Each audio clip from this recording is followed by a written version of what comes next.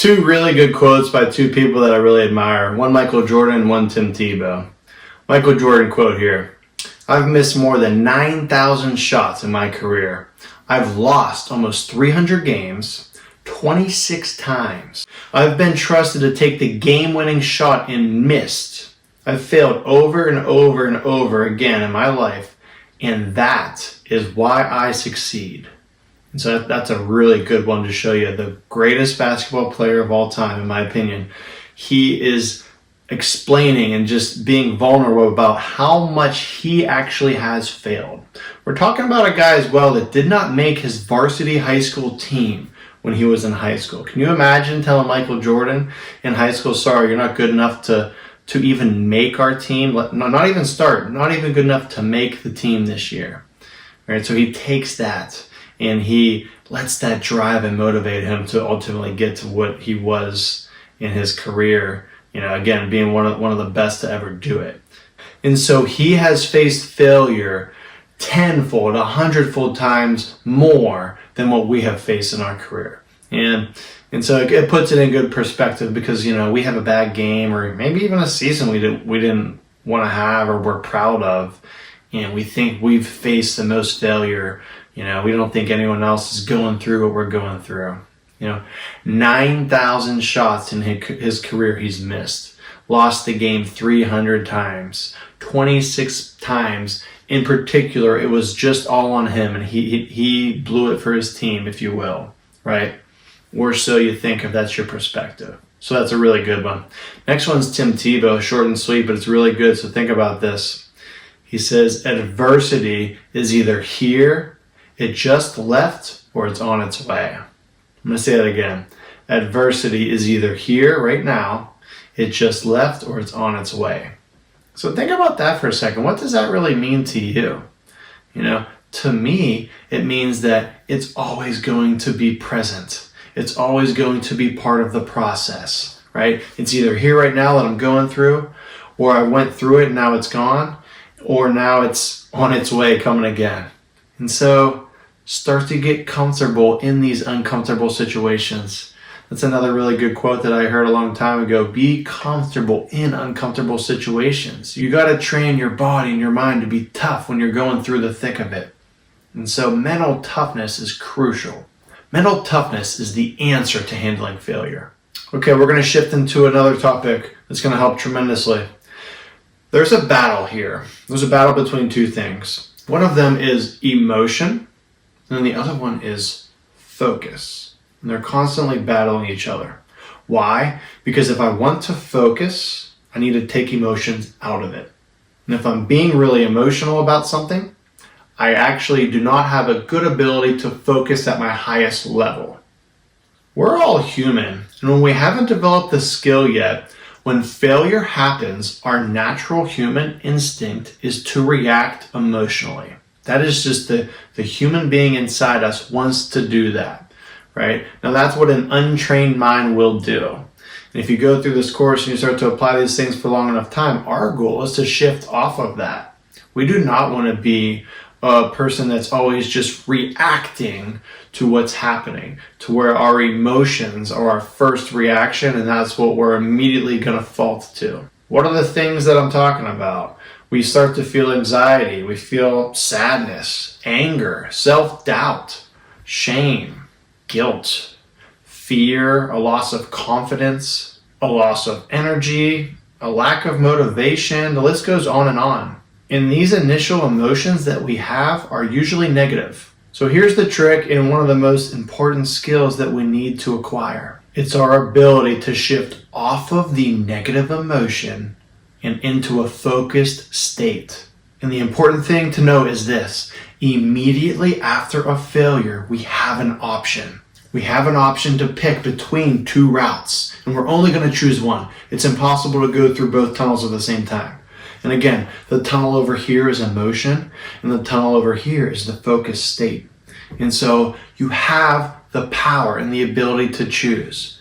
But the time is very short. We're talking about seconds, 1 or 2 seconds, probably not more than 2 seconds. Sometimes it's a blink of an eye. That's how long you have for this mind to process and decide which tunnel you're going to go into. And so we need to learn to not pick the tunnel of emotion first.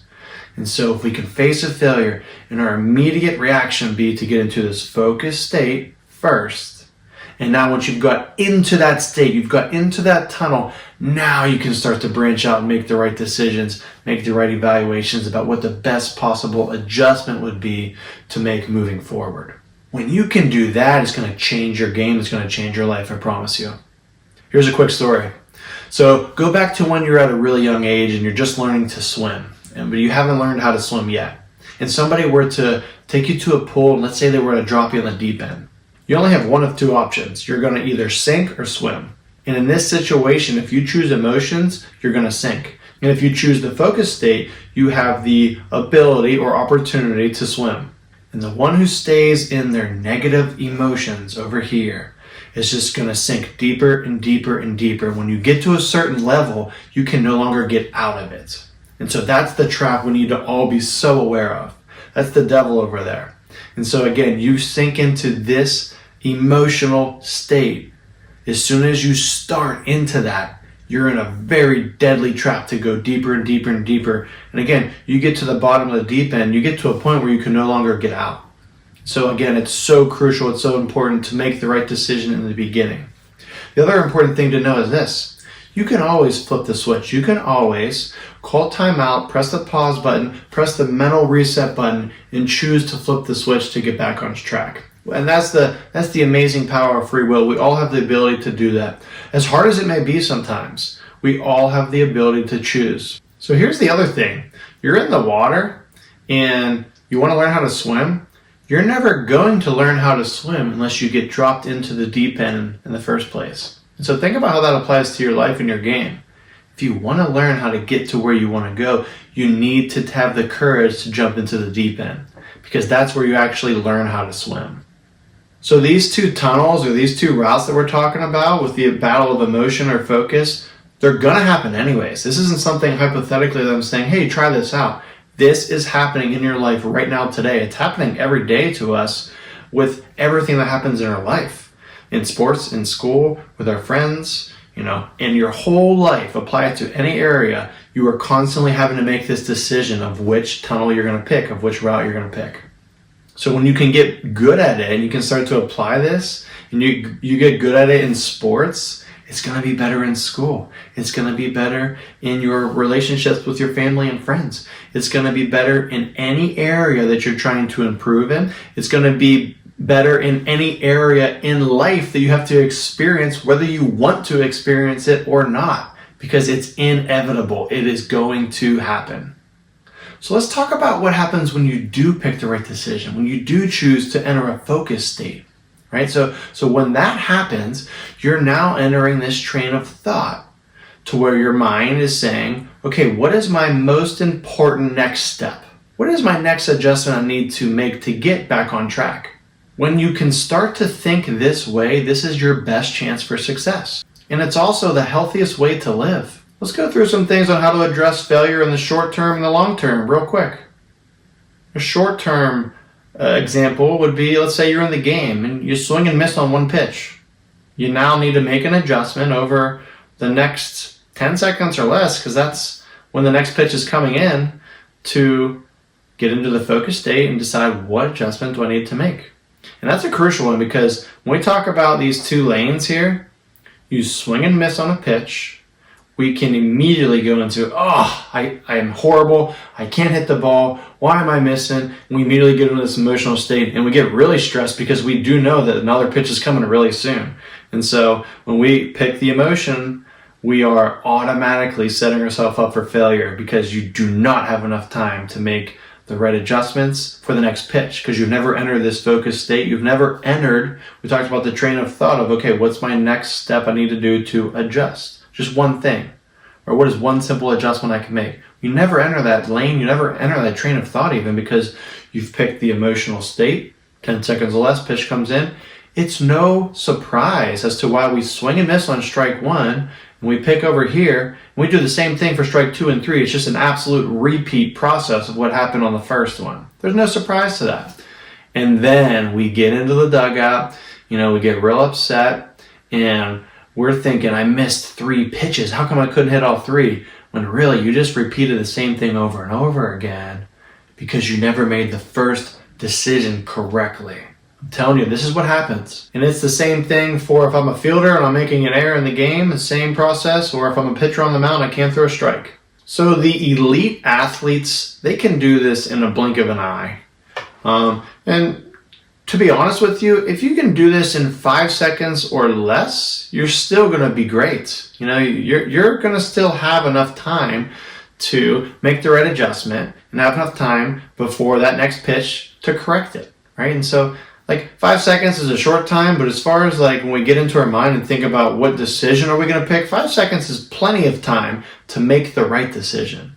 But the elite athletes, they develop a habit in a routine to where they just automatically are picking this side, focus state after each failure. They do it in a blink of an eye. They've trained themselves in a way to make it be a habit. And that is the key. You do this enough times, it'll be easy. It will repeat automatically like a habit of brushing your teeth every night before bed. Just because you've done it enough times, you don't all of a sudden have to think about brushing my teeth. Your body and mind have trained themselves in a way where that muscle memory is developed and now it's just set in place, right? And so you've already set that system up in a way where it can continue to run day after day, game after game. And so you start to understand now how important mindset is when you start to really take these principles into mind and take them seriously, because I'm telling you, this is how it works when you really think about it. It took me a long time to figure this out, but it is ultimately what's going to determine if you want to get to where you want to get to at the end of the day. It's not so much talent, it's not so much mechanics. There's a ton of athletes with great mechanics, great talent. Not all of them get there, right? And this is exactly why. So I'll wrap it up with this. We need to apply the 5-second rule. You hear about the 5-second rule if you drop a piece of food on the ground where, if you pick it up within 5 seconds or less, it's still good to eat. It's something silly we do. But here's the thing for you. I have a 5-second rule with the decision here that we just talked about, right? And I just said if you have 5 seconds or less where you can actually, spend the brief time to allow yourself to get here and not here. Allow yourself to be in the focus state, not the emotional state. That is ultimately going to be enough for you to make the right decision. So it's a 5-second rule. You can't take any longer. Try to do it after the first second if you can, But, it's going to take time. It's going to take practice. And if you need all 5 seconds to get to there, but you get here where you're in the focus state, you've done your job. So apply the 5-second rule, where as soon as failure starts, the clock starts, and you only have 5 seconds to get into this focus state. One last thing I want to mention. I talked about in the very beginning how we're all human. It is still natural for us to miss a pitch, have an error, fail in sports and whatever it is, and that initial gut reaction is we feel stuff internally that makes us want to get emotional. Right, that there's still going to be that human aspect to it a little bit. I totally get that. And so the emotional state is starting to rise, it's starting to creep up in us. And it's our goal to catch it before it gets to where it's too much, to where we don't feel like we can no longer stay in this focused state. And so I just want to give you, I understand we're all human. I just want to give you that little extra detail as to what's really going to happen when we fail. You're going to start feeling this buildup of tension and emotion. Right, and so you're building up towards maybe this direction over here, but it's the mind and it's the power of building up this to get back over into this lane. And from what I've found, if I don't do it in 5 seconds or less, it's already too late. I'm already in this lane where I'm emotional about it and I can no longer get out of that. I get deeper and deeper and everything becomes worse after that. Before I forget, one quick thing I did mention, I was going to give you an example of a long-term one. It's as simple as if you have 3 or 4 bad games instead of just one bad pitch that you miss or one strikeout. If you have a stretch of games where things aren't going well, maybe even, a whole month that's not going well, the same principle applies. It's just a matter of, after the game, evaluating yourself, asking yourself some important questions. Hey, I didn't succeed, but why? What can I do to adjust this thing to correct it for the next time? What have I learned throughout this process to make me wiser and a more knowledgeable ball player at the end of the day? Because that's important too, and that's really related to your growth. Another great question is this failure going to prepare me more for the next time or not? And it always will prepare you better for the next time because you've gone through that experience. And the last question, I think, which is really a good one to ask yourself this: is this failure something that's happening to everyone else as well, or just me? And the answer is it's happening to everybody. You're not the only victim of failure. We all go through it. And so we need to stop beating ourselves up, and we need to stop, having this victim mentality or thought that we are the only one failing and nobody knows what we're going through and, poor me. That mentality is just false because we all go through the same failures, just at different times. So I'll leave it at that. Stay tuned for the next one. I want you to keep applying these principles, take notes on them, think on them, meditate on them as well. And the more time that you let this marinate upstairs and the more practice you work on, the better it's going to be.